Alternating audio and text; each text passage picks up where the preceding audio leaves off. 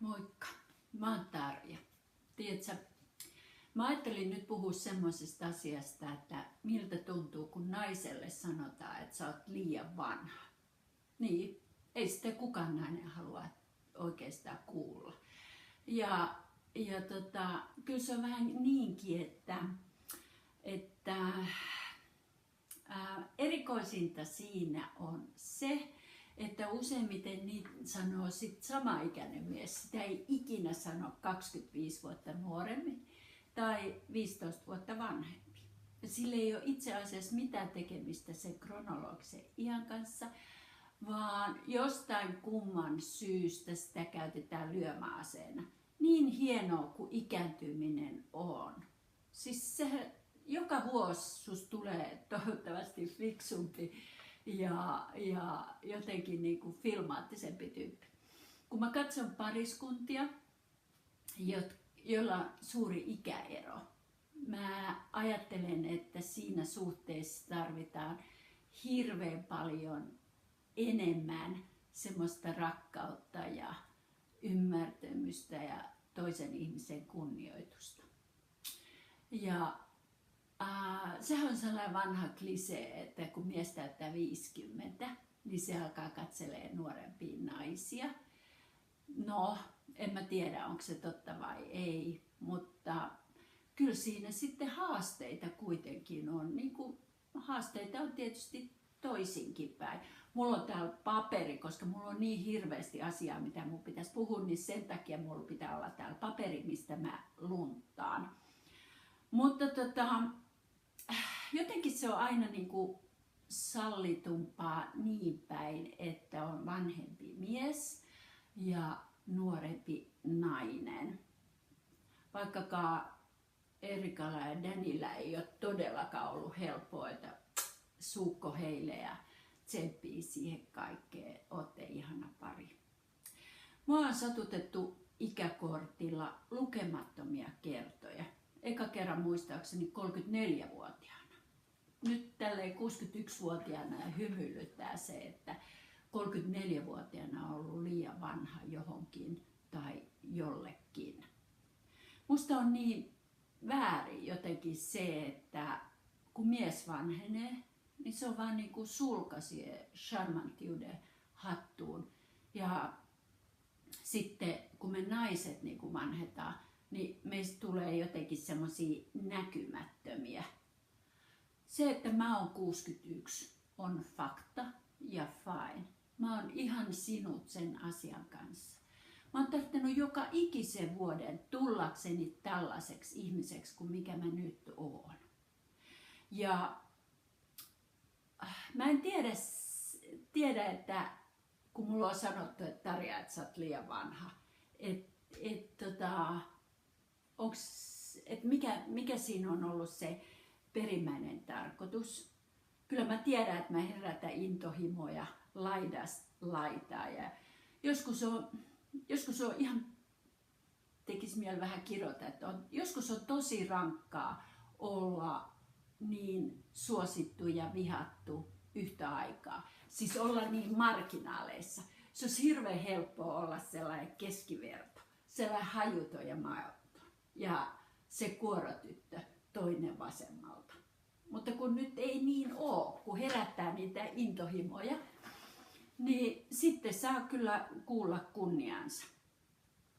Viimeksi kun mies haukkui mut ihan pataluhaksi, niin mä olin niin superlatiiveissa, siis sieltä negatioista niihin positiivisiin puoliin, tai ei niitä positiivisiin puoliin siinä tilanteessa ollut ollenkaan. Kyllä mä olin niin kuin joka suhteessa ihan niin huono. Mä olin kaikkeen liikaa ja liian vähän. Ne superlatiivit, ne negatiiviset sellaiset oli semmoisia, että mä en itse asiassa edes itseäni niistä niin kuin silleen tunnista. Mutta kyllä mun täytyy sanoa, että että mua haukuttiin liian vanhaksi, niin se jäi kaivertamaan. Hei, haloo. 61-vuotias voi olla niin kuin vanha jonkun mielestä.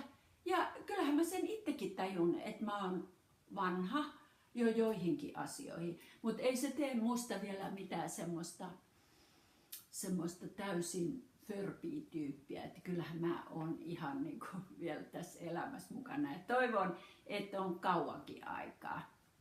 Nyt ei ollut tarkoitus puhua minusta, mutta tälle ihmiselle, jolla on 150% vaitiolovelvollisuus, on kaikista paras ottaa niin kuin itsensä esimerkiksi, niin sitten ei riko sitä vaitiolovelvollisuutta. Mä tapaan niin paljon asiakkaita sekä virkatyössäni että sitten tässä kakkosduunissa, että on parempi niin kuin puhua itsestä.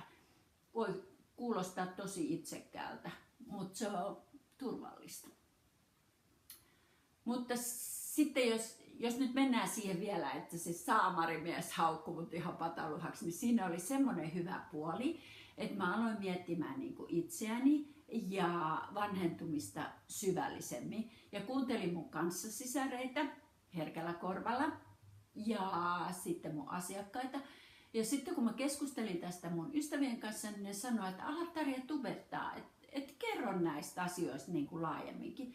Ja sitten mä ajattelin, että okei, eihän tätä ole pakko katsoa tätä videoa, mutta mä aion nyt kertoa siis sen naisen elämästä ylipäätään ja minkälaiset asiat niin kuin koskettaa naisia. Tai sitten niistä hauskoista asioista, joita mun elämässä tapahtuu kyllä ihan, joskus tuntuu, että ihan liiankin kanssa, mutta joka tapauksessa. Niistä mä aion nyt sitten jatkossa puhua. Vähän mua järkytti tästä niin kuin vähän aikaa sitten, kun eräs nainen lähestyi mua ja antoi mulle lahjaksi puumakarkkipussin. Ja sitten hän sanoi, että mä oon kaikkien puumien kantaäiti. Mitä hemmettiä. Siis sitten mun piti oikein niin kuin miettiä, että mikä se puuma on. Onks mä puuma? Vai miten? Sitten mä etsin jostain siitä tarkennusta sille, että mikä on puuma.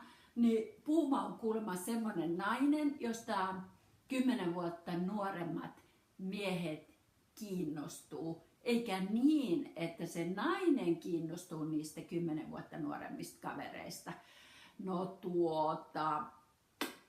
kyllä musta sillä puuma-sanalla kuitenkin on jotenkin semmoinen niinku semmoinen jännä kaiku. Mut hei, jos sä haluat olla puuma, oo vaan. Se on ihan fine.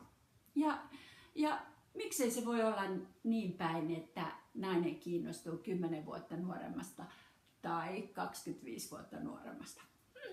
Siitä vaan. Luulen kuitenkin, että kukaan ei kiinnostu kenestäkään niin kuin tietyn kategorian mukaan, että nuorempi, rikkaampi, fiksumpi. Vaan se on vaan niin, että ihmiset ihastuu toisiinsa ja kiinnostuu toisistaan ja sitten siinä edetään silleen, kun edetään. Mulla on täällä ihan hirveästi juttua täällä paperissa, mutta ette jaksa kuunnella. Se on loppupelissä kuitenkin niin, että tarvitaan se keskinäinen kemia. Ei mitään muuta, vaan se. Ja siitä se sitten kehittyy, ja jos se on kehittyäkseen. Nyt teitä tietysti kiinnostaa se, että miten mä suhtauduin siihen, kun mä haukuttiin vanhaksi. Ja te, jotka tunnette ja tiedätte mun temperamentin, niin te ajattelette, että mä vedin sitä miestä korville. Ei. En mä niin tehnyt. Mä lamannuin niin totaalisesti. Mutta mä päätin, että mua ei enää ikinä haukuta. Mua ei ikinä sivalleta niin kuin sillä sananruoskalla. Ja mä toivoisin, että säkin tekisit saman. Jos sulla on sellainen kumppani, joka talloo sua alas, niin lopeta se. Tai jos sulla on lähipiirissä ihmisiä, jotka haluaa vahingoittaa sua sanoilla tai teoilla, lopeta se. Päätä, että tämä päivä on sun loppuelämän ensimmäinen päivä. Tästä eteenpäin kukaan ei saa sua vahingoittaa. Jätetään kaikki pahat taakse. Kuljetaan kohti aurinkoa ja nautitaan elämästä.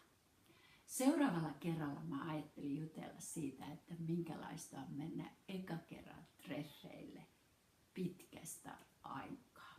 Ja mitä voisi tehdä sen eteen, että se onnistuisi. Nyt mä toivotan sulle kaikkea hyvää, auringon paistetta ja hei, vielä on kesää jäljellä. Tehdään tästä ihan loistava tästä loppukesästä.